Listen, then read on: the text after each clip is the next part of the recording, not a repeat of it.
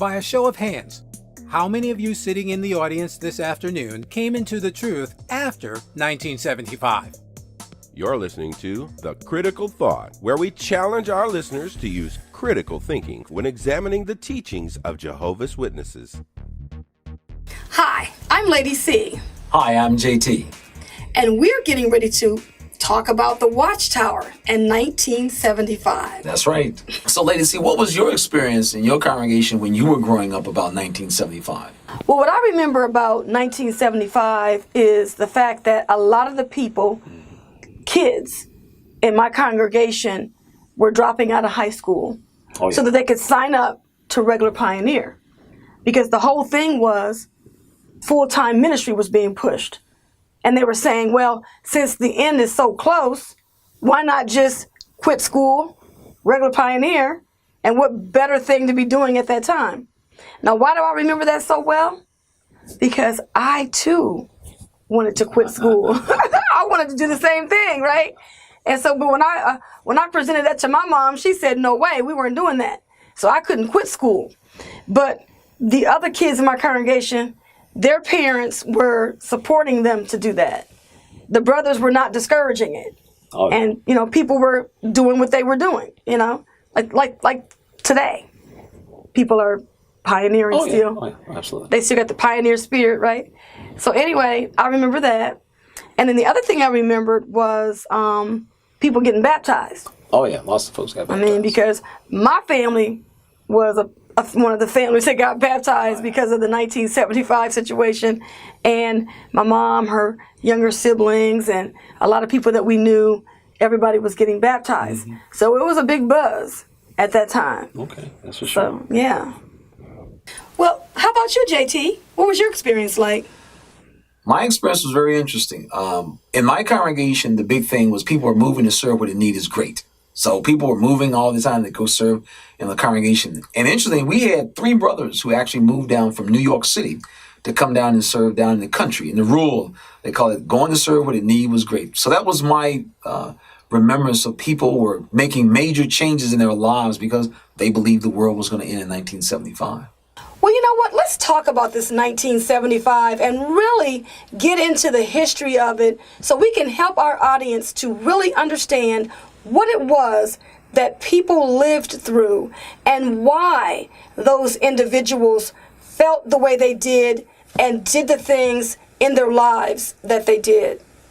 Oh my goodness, 1975 and Jehovah's Witnesses. This is probably one of my favorite subjects. The reason why it's one of my favorite subjects is because it allows a person to get to see 2 very important aspects of Jehovah's Witnesses. One, what they often say the Bible means, how the Bible is to be understood. And secondly, the culture. These 2 aspects about Jehovah's Witnesses are, I believe, are 2 of the most important things any person who is examining Jehovah's Witnesses can come to appreciate. What they teach and what the culture. What culture is it that Jehovah's Witness children and adults live in, breathe in, grow in? 1975 is an example of just that thing. One of the things I tell people is that the Watchtower writers, Jehovah's Witnesses as a denomination, especially we're looking at their leadership. The Watchtower writers, they made a very foolish decision. And that is, they decided that they would try to prove that Jesus Christ was a liar. Now, some people watching this video might be saying to themselves, well, you mean the Watchtower, Jehovah's Witnesses tried to prove that Jesus was a liar? Well, let's set it into some context. Now notice what Jesus Christ himself said. Lady C, what did Jesus say for all of us to listen to? Matthew 24:36, New World Translation of the Holy Scriptures. Concerning that day and hour, nobody knows, neither the angels of the heavens nor the Son, but only the Father. Now, it's very important to note that scripture. It says, no man knows the day or the hour. And yet, this is a simple statement. Doesn't take Greek, doesn't take a knowledge of Hebrew to understand this. Did you notice what Jesus said? Jesus says, nobody knows. I don't even know. And yet the Watchtower writers, they decided, we're going to prove Jesus a liar. We're going to show people that we know when the world is going to end. Now, it's interesting how this takes place. They decide that they're going to do this by introducing something to people that they had never heard of before. There was something that people had never ever heard of. The average person that you were to interact with on the street has never heard of this. This is known as Bible chronology, where the Watchtower writers will take some figures, add them up, times a half a time, 3 times a quarter of a time, and 4 carry the 1 over the 2, don't forget the 0. And they will come up with some figures. So the Watchtower set out to prove that Jesus was a liar. So after a while, they came up with this wonderful calculation that the world was going to end in 1914. That was what their Bible chronology taught them. Now, you have to understand that we're talking about 1910, 1911, when Jehovah's Witnesses were going around the world. People in Chile, people in Africa, people in Latin America, people all over the world, North Carolina, South Carolina, wherever you were at, wherever Jehovah's Witnesses were at. They were letting people know the world's going to end in 1914. Boom. Here's January 1st, 1915. Every single person who had ever talked to anyone who was offering the Watchtower magazine realized Jehovah's Witnesses could not prove Jesus to be a liar. Now, you would think, okay, we made a mistake. We're going to learn from it. Oh, no. Watchtower decided to do it again. They came up with a new date, 1918. So once again, 1915, 1916, 1917, leading up to 1918, they was walking around Watchtowers telling people the world is going to end in 1918. Now, there was a lot of folks who was like, y'all need to leave that alone. Y'all just need to leave it alone. Jesus said, no man know the day of the hour, leave it alone. Not Jehovah's Witnesses. Not the Watchtower writers. They was like, no, we're going to prove Jesus a liar. And sure enough, on January 1st, 1919, everybody who'd ever talked to one of Jehovah's Witnesses, ever talked to anybody who was offering a Watchtower, knew that they didn't know what they was talking about. Now, at this point, one would conclude that they don't got beat upside the head enough. They're not going to do this stuff no more. No. Didn't learn a lesson. As my grandmama used to say, they don't believe fat meat is greasy. So here we go again. They pick a new date by means of what? Bible chronology. Now, think about this. We're talking about somebody in Meridian, Mississippi. Jehovah's Witnesses knock on the door, clean cut and everything. And they're thinking, Bible chronology. I've never heard of that. Well, I'm going to show you that 1925, the world's going to end. God's going to destroy all the governments, all religions. The world's going to be a paradise. January 1st, 1926. Everybody knows these people don't know what they're talking about. So with 3 strikeouts, you would conclude, the logical conclusion would be, this is an area we need to avoid. We need to stop going into the deep end of the pool since we can't swim. So the Watchtower has now joined a long list of individuals and groups who've tried to prove Jesus a liar. And every single one failed. No one has proved Jesus a liar. And he made a simple statement. No man know the day of the hour. I don't even know. Very simple statement. Now, it's interesting that you would conclude that Jehovah's Witnesses had learned their lesson by now. They done tried this multiple times. Oh no. Can't stop now. Got to keep going. But now, this new date that they picked, it was very interesting how they did this. And it's really fascinating. I mean, it's really amazing. I tell people what they did. They decided, as it were, to put one foot on the gas and one foot on the brake. Vroom, slow down, skirt. Boom, slow down, skirt. So they had one foot on the gas, one foot on the brake. And this new date was 1975. Now, it's really interesting how these guys came up with this date. There are actually a total of 3 teachings that they were running together. All 3 of these teachings were running together. And so the witness believes that the mouth of 2 or more witnesses, every matter is established.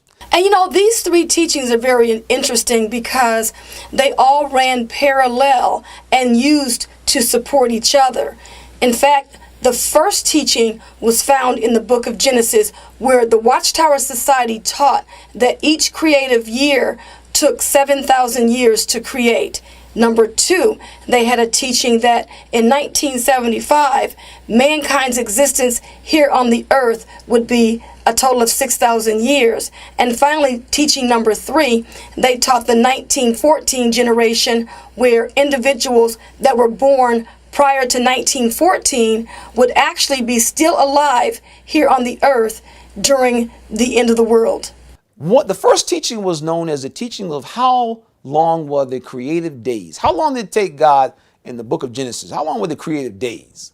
Well, there are many websites that you can go to right now, and they will go into explicit details. But just to sum it up real simple, Jehovah's Witnesses for many, many years taught that each creative day was 7,000 years. 7,000 years.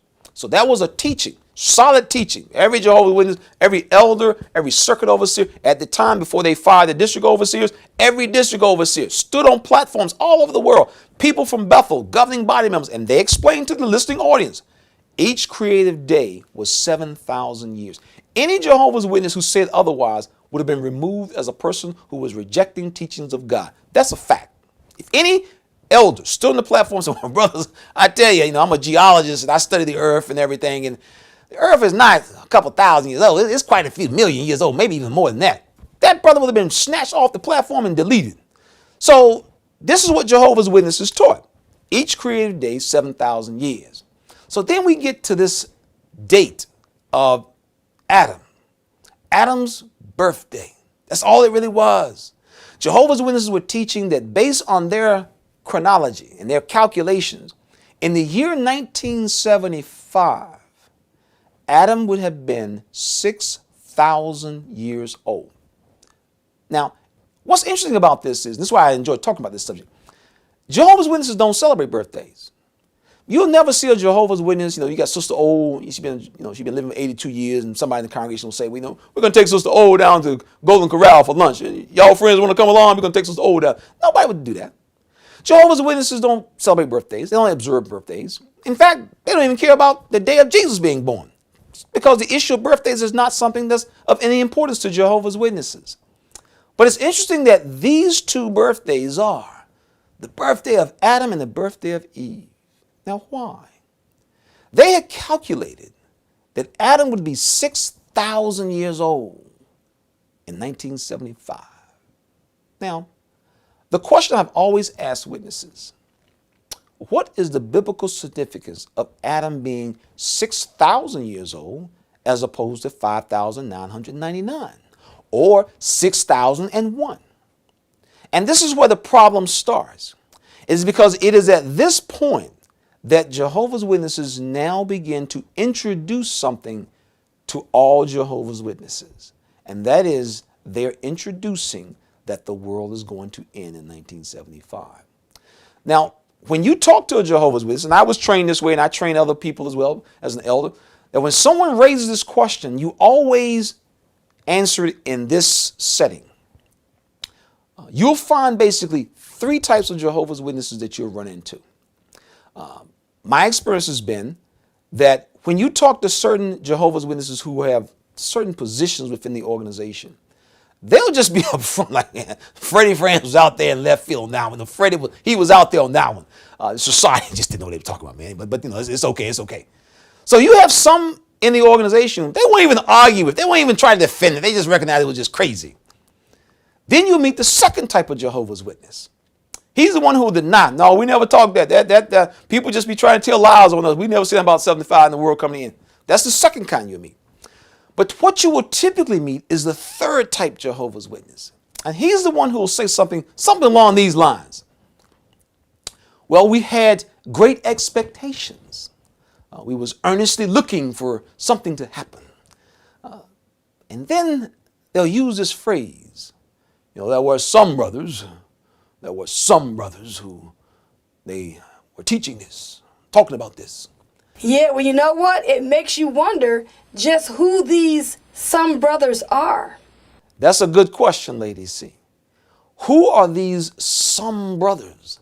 I've never been able to get a good Jehovah's Witness. I never get a good answer. Who are these some brothers? I mean, when you listen to a Jehovah's Witness talk about 1975 and they use this phrase, there were some brothers, it's always in the context of some sister down in Meridian, Mississippi, or some guy up in Vermont. You know, some non-important Jehovah's Witness, just some rank and file Jehovah's Witness came up with it. Well, we want to see exactly who were these some brothers. We want to find out who is responsible for this. Who does this issue of the world coming to an end in 1975 and them being put together, who is actually responsible for that? Well, we're going to see. We're going to take their own published material and identify who is responsible for this. Now, ladies, see, what did you find to shed some light as to who is actually responsible for this entire idea and concept of 1975? I found some information that was buried in the 1980 yearbook. And the interesting thing about this is Jehovah's Witnesses do not place yearbooks out in field service with the general public. So most people wouldn't even get a chance to read the information contained therein. But based on a talk, Choosing the Best Way of Life, the society was recounting some of the things that the brothers were saying. And I'm going to quote this paragraph here. It says that the brothers also appreciated the candor of this same talk, which acknowledged the society's responsibility for some of the disappointment a number felt regarding 1975. So the next time you're talking to a Jehovah's Witness and they start this some brothers routine, you stop them in their tracks and you let them know your own published material says that the society is responsible. The writing department is responsible. The governing body is responsible. The faithful and discreet slave is responsible. When you look at the definition of the word responsibility, it sums it up very well. According to Merriam-Webster, Word Central, the definition for responsibility means the state of being held as the cause of something that needs to be set right. The dictionary gives an example of how this word is used by stating that responsibility for the accident lies with the driver who was speeding. And the synonyms of this word is blame, fault, and liability, and related words, accountability. The Watchtower, according to the yearbook, the society says it's our responsibility for anything dealing with 1975. Because the question you have to ask is, who in the world do you know takes responsibility for something they didn't do? I don't know anybody who would go into their job, take responsibility for something they didn't do. Who does that? Nobody does that. People take responsibility because this is something that they have responsible for. They did it or failed to do it. It's interesting that there are only two denominations, two religious groups with the idea of 1975 and the world. The first group is the Worldwide Church of God under the leadership of Hubert Armstrong. He had a son named Garner Ted Armstrong. He had a TV show that used to come on years ago. And they had a little magazine that was called The Plain Truth. They was teaching that the world would end in 1975. And so were Jehovah's Witnesses. So when it came to 1975, the society tried to have a strategy, as I mentioned before. We're going to put one foot on the gas, one foot on the brake. And so as a result, some 5 years later, people were still talking about Jehovah's Witnesses in 1975. This was still being discussed in the congregation to the point that the society finally came out with another interesting article about 1975, where they made the following statement. March 15th, 1980 Watchtower, pages 17 and 18. Considerable expectation was aroused regarding the year 1975. There were statements made then and thereafter, stressing that this was only a possibility. Unfortunately, however, along with such cautionary information, there were other statements published that implied that such realization of hopes by that year was more of a probability than a mere possibility. It is to be regretted that these latter statements apparently overshadowed the cautionary ones and contributed to a buildup of the expectation already initiated. So what did the society regret? Did they regret telling people that Adam was going to have a birthday in 1975? No. They regretted telling people that the world was going to end in 1975. Now, if you notice, it says that it was presented as a probability. Let me give you an example, because we're talking about culture and how words have meaning. Imagine if a person works for a manufacturing company. They have branch offices all over the United States. And it is announced that we're having an all-hands meeting tomorrow. And the president and CEO will be flying in from New York City. He will be flanked by his attorneys, corporate attorneys, along with his chief financial officer and the director of human resources. Now, this particular plant, it runs. People work on their lines. Equipment is running constantly. And everybody's informed that everything will be shut down for this all-hands meeting. Now, at this point, people know this is going to be a serious meeting. Now, we ain't never shut this plant down, but we're going to shut it down today because there's an all-hands meeting. And then all of a sudden, the president starts speaking. And the president is talking about how difficult their industry is right now and all the challenges this industry is facing. And then he begins to make the following statements. He says something along these lines. He says, for many, many years, we have always had employees who have recommended family and friends for employment here at the company. Well, as of tomorrow, there is a complete hiring freeze throughout the entire company.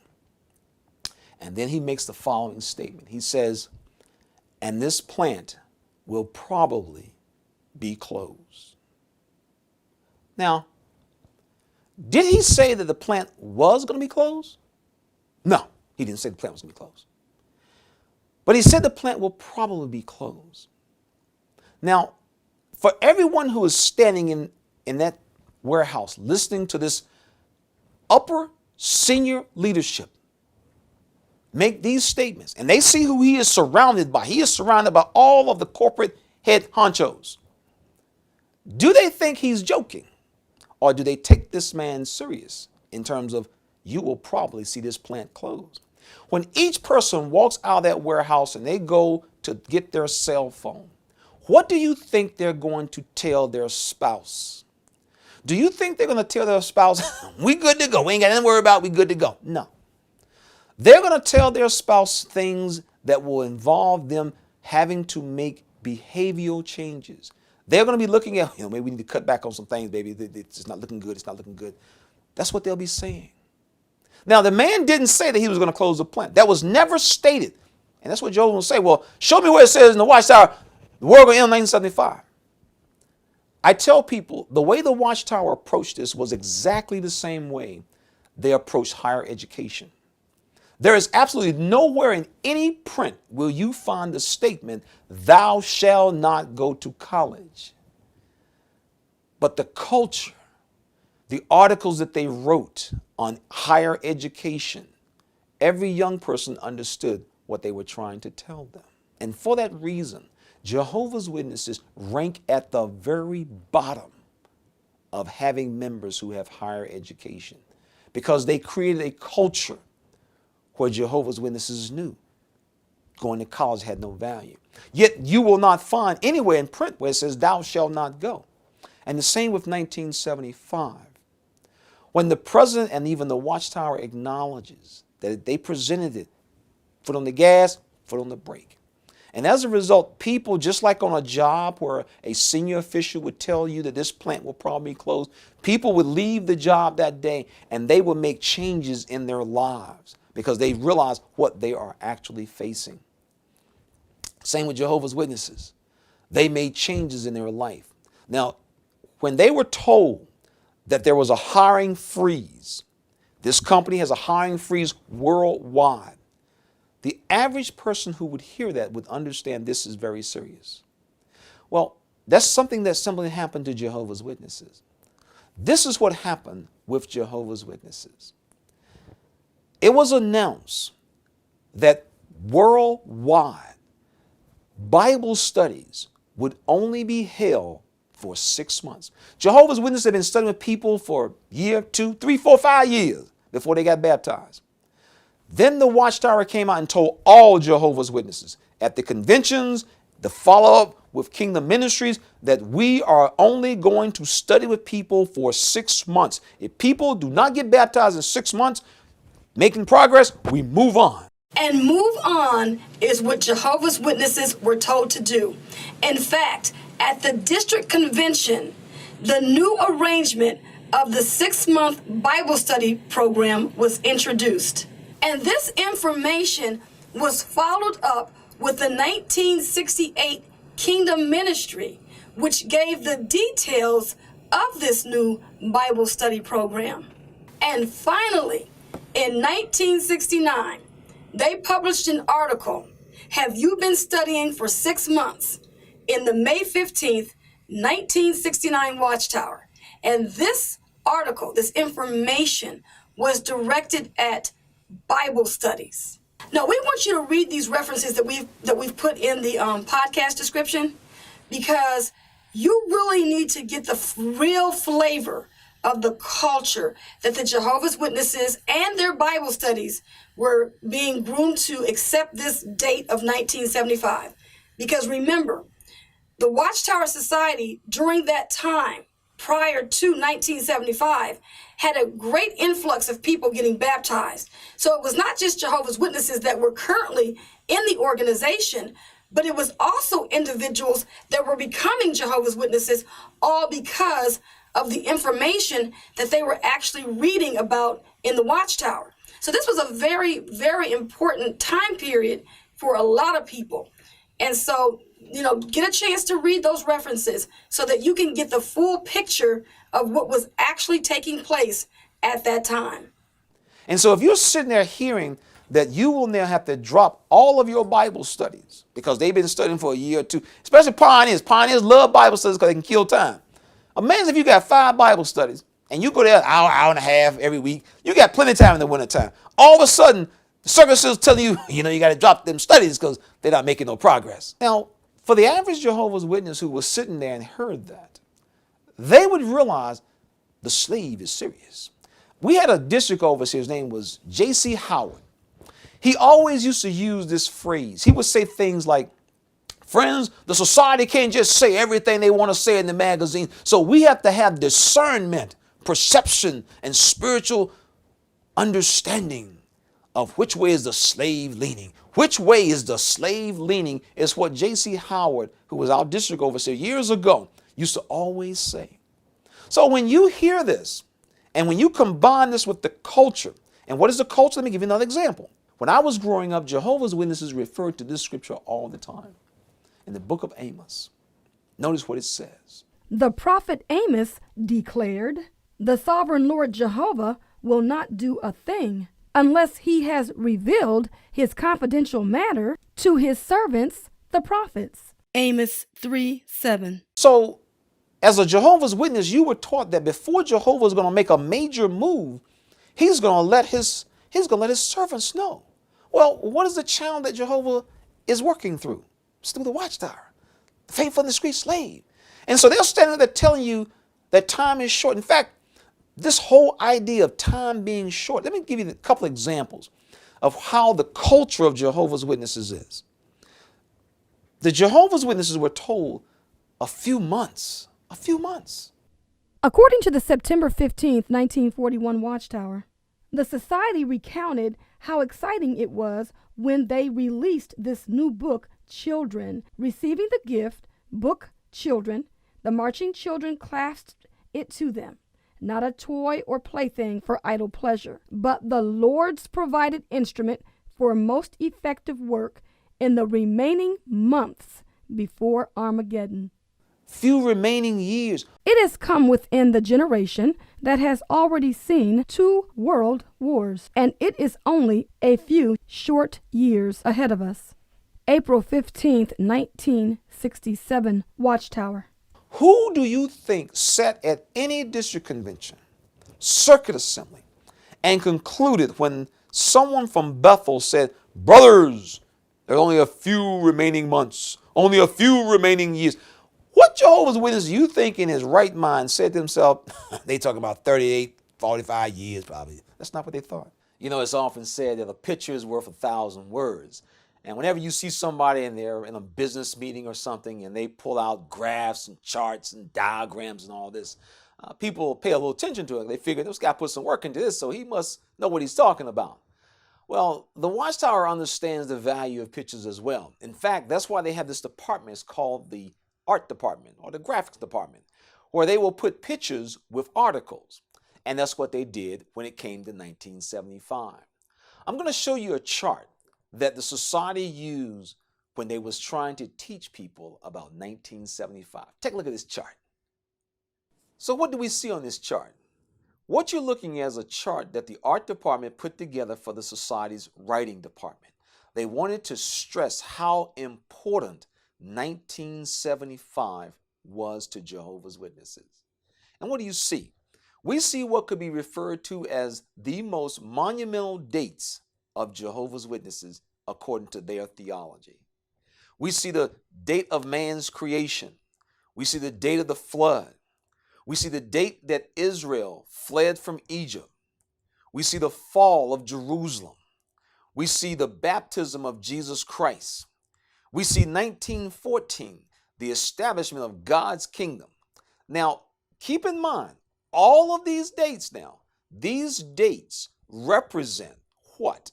They represent the most important dates in the teachings of Jehovah's Witnesses. And last but not least, what date do we see? We see 1975. Now think about this now. You have just looked at all of the major dates in the theological teachings of Jehovah's Witnesses. And now we're down to 1975, which will be the birthday of Adam. Now, I want you to think about that. Look at this chart. These are the major dates of Jehovah's Witnesses teaching. And at the end of all these major dates, we're looking at a birthday of Adam. Do you really believe that was what Jehovah's Witnesses were to walk away with after looking at this chart? Of course not. The purpose was to highlight that 1975 has significant meaning. We're talking about the end of the world, because that's the only thing that would make it valid to be on the chart to start with. Not because Adam had a birthday, but this is how Jehovah's Witnesses were taught over and over, the types of things to view, how to look at things. Lady C read an interesting article in the May 15, 1980 Watchtower. Well, the society acknowledged that they were responsible for this buildup surrounding 1975, as well as being responsible for initiating it. Now, how did this buildup continue to take place? Well, it was on many different fronts. For example, they had an article entitled, "Why Are You Looking Forward to 1975?" Now, be honest and ask yourself this serious, critical thinking question. What door did any Jehovah's Witness knock on of a person who was unfamiliar with Jehovah's Witnesses and asked that question, why are you looking forward to 1975? And they expected the householder to tell them why they were looking forward to 1975. If anything, the average householder would probably say, I didn't even know I was supposed to be looking forward to 1975. Because nobody had ever heard of the world ending in 1975. Now, it's interesting how the society took this and began to build on it by telling people that conventions, assemblies, Bible studies, this is what happened. And the results are in the facts of the numbers. The numbers speak for themselves. Jehovah's Witnesses experienced some of the most explosive growth during this time leading up to 1975. Do you really think that people were telling their Bible studies, well, Adam's going to have a birthday? That's what is so special about 1975. You see, the Watchtower put all of their major biblical dates on a chart, and then they put 1975. And to give importance to 1975, this is what they had to do. Just merely telling people Adam's going to be 6,000 years old, that has no importance at all. Can you imagine a parent who asks his children, where do you want to go for vacation? And all the children say, we want to go to Disney. And then the parent says, well, we might go, we might not. But yet, the parent engages in a buildup with these children. Every day the children come home from school, they see a brochure from Orlando, Florida. They come home the next day, they see brochures about Mickey and Minnie. Now, what do you think these children are starting to think? And then they ask their parents, and they'll say, well, we're not saying, we might not. So over a period of time, these children build up this expectation that their parents are going to take them to Disney. They trust their parents. They don't think their parents would mislead them. But yet, what happens on the day they're supposed to go on vacation? The parents say, we never told you we were taking you to Disney. How do you think those children would feel? And so, in the Jehovah's Witness denomination, you often have people who are sick, people who have physical ailments, arms, legs missing, in wheelchairs. They can't see. They're struggling financially. They live in countries where they're under dictators. So these are a group of people who are in pain, looking for relief. And along comes the Watchtower and says, it's going to be real soon, real soon. Look at this chart. Look at this graph. Everything is pointing right to 1975. And all these other dates, what do you think is going to happen in 75? And so this culture that is built up, this expectation is built up. I tell people all the time, the society was very brilliant in how they approached 1975. In the other predictions, they just came straight out and said it. But with this one, they decided to put one foot on the brake and one foot on the gas. But yet, at the end of the day, the society is responsible for 1975. What is so interesting about 1975 is that when you talk to a Jehovah's, they'll say, well, that's what some of the brothers say, that's what former Jehovah's Witnesses say. Actually, it's interesting what people who are not Jehovah's Witnesses had to say. They were news reporters for various newspapers. And when they went to the convention and they met with the representative who works in what's called news service, the Jehovah's Witness who works in news service has the responsibility of telling the news media, the press, what the convention is about, how many attended, how many were baptized, and any points of interest. And if you look at these articles that these newspapers reported of what was of interest, it revolves around the world ending in 1975. To accuse these news editors of having an axe to grind is dishonest.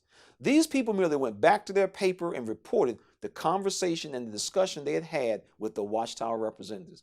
Can you imagine these guys sitting around the table discussing, do y'all really want to run with this? This group is predicting the world's going to end in 75? Yep, that's what he told me. That's what we discussed.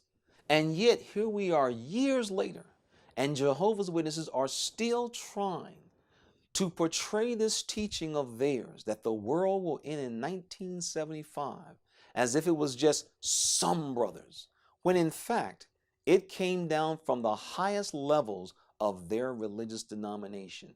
Their governing body, their faithful and discreet slave, has already acknowledged that they are the ones who are responsible for 1975. So never let a Jehovah's Witness try to portray it any other way than what it actually is. This idea of the world ending and taking place in the year 1975, that comes from the highest levels of the Jehovah's Witness denomination. It's just that simple. And the third parallel teaching, of course, was a generation of 1914 that was not supposed to die out before Armageddon started. Now, what has become of these three teachings? All three of these teachings, the teaching that each creative day was 7,000 years, has been trashed, discarded. It was dead on arrival. Jehovah's Witnesses no longer teach that. The generation of 1914 that would not die off before Armageddon came, what has become of that teaching? It's been trashed, discarded. It was dead on arrival. And what about mankind's existence for 6,000 years, Adam's birthday? If you talk to a Jehovah's Witness today, you will find that that date of 1975 has absolutely no biblical significance whatsoever.